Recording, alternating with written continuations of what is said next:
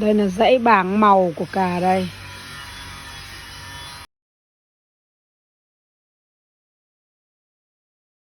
Có rất ít bọt khí trắng nổi lên.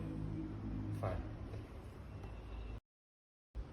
Cặn đáy khá nhiều, dạng bột trắng. Phải. Đỏ sẫm đục. Lác phải dày nhất trong 5 con lác. Các con lác đều thế.